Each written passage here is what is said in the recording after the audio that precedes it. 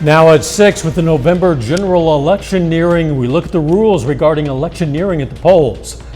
Plus, we're going to hear from 2nd District congressional candidates in Kansas about their stances on abortion rights. And the Pittsburgh Chamber of Commerce and the state of Kansas hope to bring more residents to the area with a new program. The 4 states' most watched news starts now. Vernon County, Missouri officials are clarifying what voters need to know about electioneering. This is KOAM News at 6. I'm Dow Quick. The clarification comes after some voters complained during the August primary that electioneers had harassed them. KOAM's Anthony Saviello has more. As voters head to the polls, Vernon County officials want them to feel comfortable about casting their ballot. Just, pay attention to what's going on around you. But please get out and vote. It's one of those, don't let the intimidation get you. County Clerk Adrienne Lee says that after complaints from voters about electioneers during the August primary, she is doing her best to help voters understand what is allowed on Election Day. The statute in Missouri says that anyone participating in electioneering can be up to 25 feet away from the entrance of a polling place, meaning you could be right here, waiting in line to cast your ballot with an electioneer standing right next to you.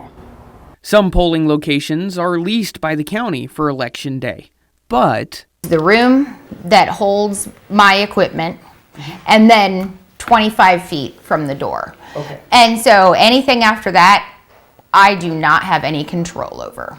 Lee says her and other county clerks are pushing to have that 25-foot boundary pushed back to 100 feet.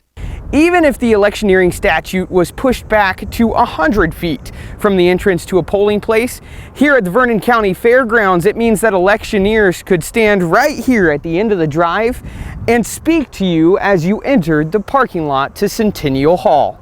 For now, the statute will not change. But Lee says voters who may feel uncomfortable with the idea of going to the polls on Election Day have an alternate solution. If you want to avoid the electioneering, or you're not a fan of where you vote at, or you think you're going to have a problem that day, I encourage absentee voting. It takes a little bit of the headache off of Election Day because that's already done, and it's convenient for some people. Reporting in Vernon County, Anthony Saviello, KOAM News. Now, Missouri is the only state in our area with an electioneering boundary that close. In the state of Kansas, electioneering is not allowed within 250 feet of the entrance to a polling place. And in Oklahoma, that distance is 300 feet. One big issue animating a lot of voters in the upcoming election is abortion. KOAM got a chance to interview the candidates for the 2nd District congressional seat in Kansas, Republican Derek Schmidt and Democrat Nancy Boyda.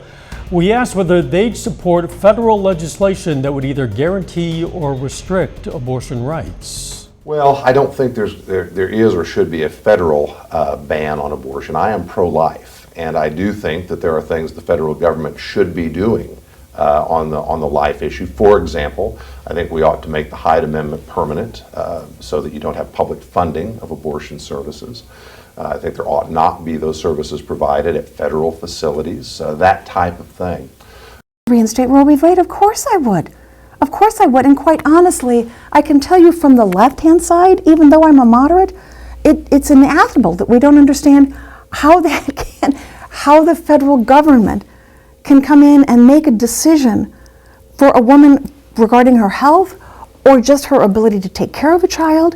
It is an anathema how anyone could believe that the federal government should be in our private lives. We talked with candidates about a wide range of issues, including immigration, inflation, and election security. You can see those complete, unedited interviews at KOAMnewsnow.com. If you do plan to vote in November, now is the time to register. Take a look. These are the deadlines to register. Arkansas has the first cutoff for registration in our area. That's October 7th. In Missouri, the deadline is October 9th. In Oklahoma, you have until October 11th. And in Kansas, you'll have to register by October 15th. Let's check in with Chief Meteorologist Doug Heddy now for a first look at the weather. Well, it turned out to be a nice Thursday for us today, even though we had clouds all day long and we've had a couple little tiny sprinkles, but the clouds have really kept our temperatures down. 79 in Joplin, 80 in Pittsburgh. You can see the Missouri side quite a bit cooler, sitting into the mid to upper 70s, and then you get into the mid 80s once you get into our western counties. So the clouds stick. Again, random sprinkle, random shower, and this is all due to what once was Hurricane Francine. You can see the bands of rain trying to work into southwestern Missouri, but most of this is staying kind of Mount Vernon, Monette, Cassville, so most of us aren't going to see much. But again, we can't rule out a couple little bands of light showers trying to push through as we go through the overnight hours tonight. When are we going to get some beneficial rain? We're going to talk about that here in just a bit. See you soon. One person is dead from a head-on crash in Jasper County that caused a semi to roll over. At about 2 this morning, a wrong-way I-49 driver was reported near the Carthage Fairview exit. It was a pickup traveling north in the southbound lanes. A caller updating a 911 dispatcher followed for 8 miles until a head-on crash occurred near mile marker 60.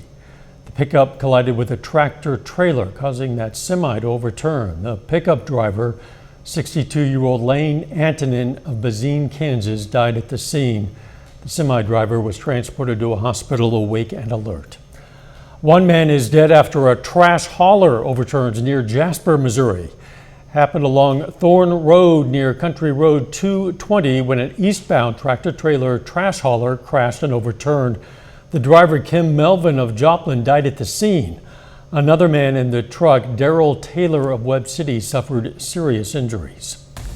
Coming up, the Webb City School District is helping its students succeed with a new tutoring service. Plus, some college students in Joplin skipped class today to volunteer in their organizations. The Webb City School District is helping its students succeed by providing on-demand tutoring. KYM's Melissa Alexis has more.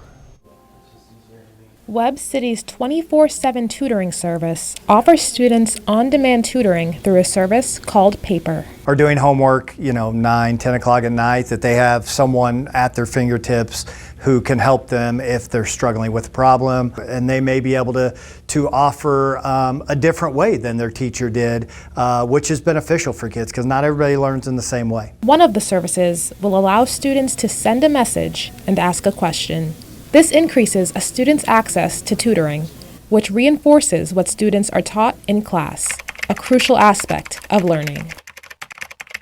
If you had homework on a weekend, there may not be a teacher readily available to help you on that weekend, but with this tutoring software, you can go online.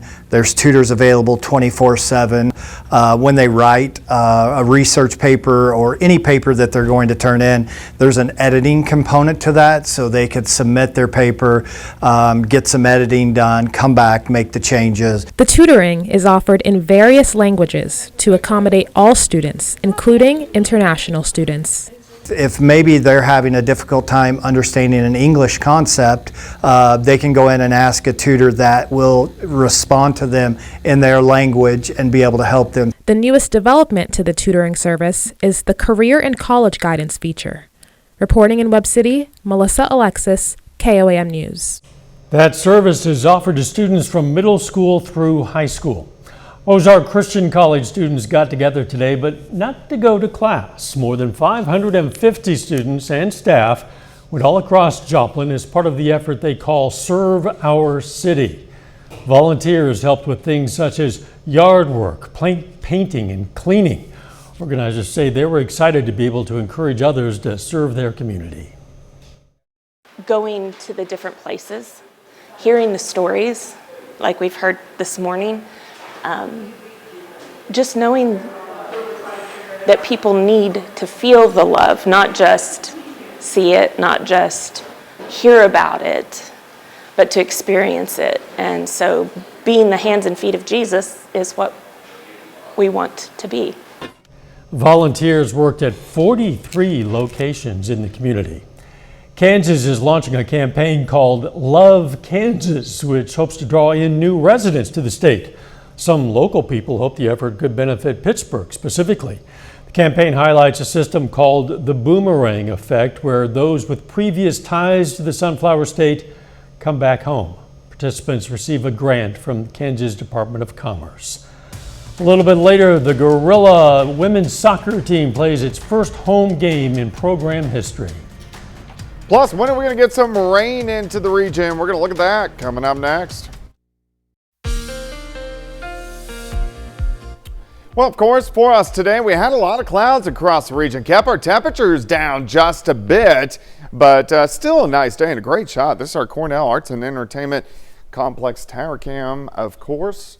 We are looking at downtown Joplin off toward the north and to the east. All right, the clouds are thicker on the Missouri side, so temperatures cooler, 75 in Neosho, 72 in Monette. Bentonville sitting at 69, 87 though on the other end in Chanute. But if we go outside, yeah, it's kind of gloomy looking. 79 easterly winds at about 5 to 10 across the region. Through the evening, we slide back through the 70s into the mid 60s, and we need some rain. It's Thursday, our new drought tracker comes out. Check this out. It is dry. We have a moderate drought across the region. In fact, even a severe drought once you get down toward Veneta, Oklahoma. All right, so the clouds that we are seeing, this is all remnants of what once was Hurricane Francine.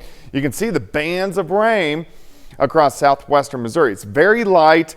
A lot of it's not even reaching the ground, but we are getting some light showers once you get to Mount Vernon, Monette, and then down into Berry County in southwestern Missouri. You can see the center of circulation passing right through Memphis, Tennessee. But again, the bulk of the rain is right across southeastern parts of Missouri. So the leftovers of Francine is really just going to kind of sit and spin across southeastern parts of the U.S. So we'll start to focus our attention on these waves dropping in to the western third of the country, and that's going to be our best shot to get at least widespread rain. Unfortunately, it's still several days away. All right, let's go through time for us tonight. Clouds stick around. You can see a few random showers right across southwestern Missouri by morning. Better chances to get any light showers. It's going to be on the Missouri and the Arkansas side. Temperatures near 80 by noon. High temps 81, 82. Clouds kind of stick around, start to break up as we get into tomorrow evening, and then back to the sunshine by the time we start the day on Saturday. And then Saturday afternoon, high temps are mainly going to go back into the upper 80s. So it is going to heat up a bit over the weekend. On Friday, 66 to start, 75 by noon, high temp of 81. Let's jump to Friday evening, 7 p.m. for State. Friday night, high school football, 78 kickoff, down 69 by the 4th. But again, this is going to be our third week in a row that we've had really nice weather. If we look at the weekend, a pair of 89s, humidity is going to be low, partly sunny skies. All right, let's go down the road a little bit. Watch Francine just kind of sit and spin southeastern parts of the U.S. We continue to get waves that kick out across the northern parts of the Rockies. And finally, by midweek, we'll see some chances for a few showers getting in here, and then a little stronger wave moving in as we head into late next week and next weekend. We need the rain. We're still in the same cycling weather pattern, so this should happen for us the second half of next week, which, my gosh, we really need it. All right, 81 tomorrow, near 90 over the weekend, lower 90s next week, and those rain chances mid and late week. I'm sure a lot of lawns have gone dormant. Pretty much, yeah. Them. Thanks, Doug. Still ahead, Pitt State football previews its top 25 matchup with Emporia State, and the Gorilla women's soccer team plays its first home game in program history. John Dale says those stories and more coming up next. Pittsburgh State football is 2-0 and ranked number 4 in the country. The Gorillas already have a top 25 win under their belts, and they hope for another one this weekend as 21st ranked Emporia State brings its unbeaten record to the Jungle. I think the biggest thing is just clean up the stuff from Saturday. Obviously I think our guys knew, right after the game that it wasn't the cleanest game that we've played. So I think we just, came in Sunday, pinpointed a few of those things, and just, really focused on that this week. And obviously anytime we get to come back home to the Jungle, it's extremely exciting to play in front of our own fans. And then on top of that, Emporia has been playing a high level of football, the last couple of weeks, and Coach Higgins does a phenomenal job there. So should be a great game for everybody. The defense that they run, it presents new challenges because they run a 3-eye safety, and we don't see that very often, especially in our conference, not along with our defense, because And then I feel like they play fast, they play physical, and they're definitely going to run to the ball, try to punch it out.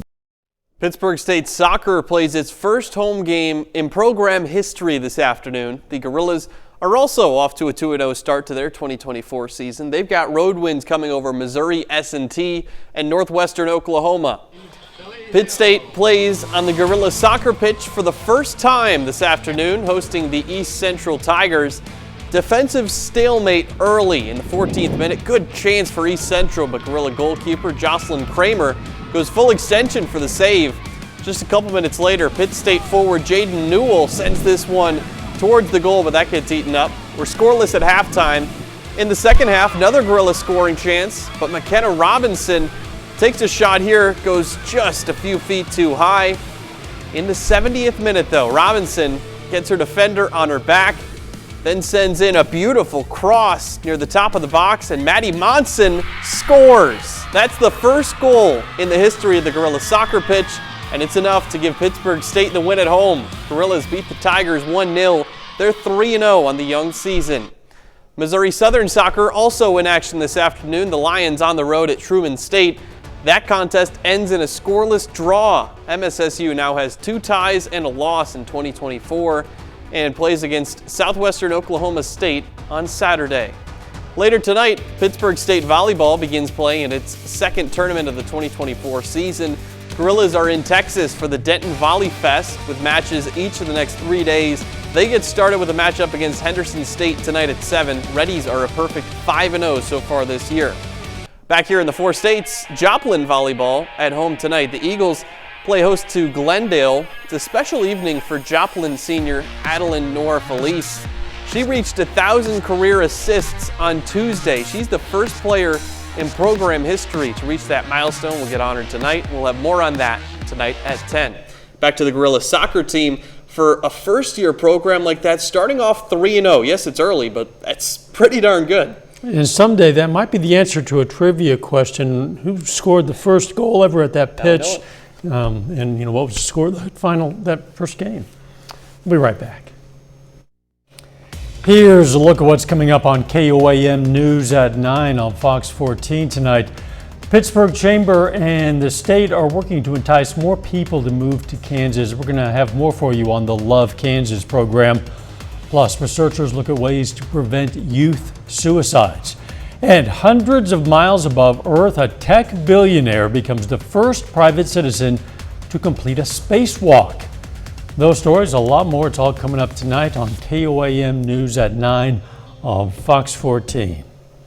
Pleasant weather out there at the moment, and Doug tells me it's going to be pretty pleasant temps tomorrow as well. Yeah, we are going to have cloudy skies, very similar to what we've had today, but 81 for a high. A few sprinkles, especially on the Missouri side, but high school football weather looks fantastic for John and Brock and team tomorrow evening. And those fans, we hope there are a lot of them in the stands. It is going to be good weather. Final sports notes. Yeah, we're going to hear more from the Gorilla football team later tonight as they get ready for another top 25 game against Emporia State. Let's see if they can keep the ball rolling, so to speak.